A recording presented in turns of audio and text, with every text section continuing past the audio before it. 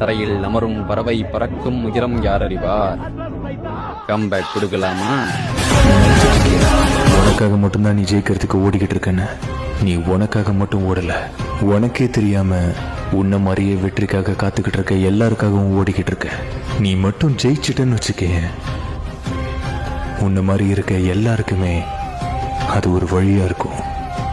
இந்த உலகத்துல ஒரு விஷயத்துல ஒருத்தன் ஜெயிச்சிட்டானா அவனுக்கு பின்னாடி இருக்க அத்தனை பேரையும் அவன் போன அதே வழியில ஜெயிக்க வைக்க போறான்னு அர்த்தம். அதனால எத்தனை வாட்டி வேணா நின்னுக்கோ, யோசிச்சுக்கோ.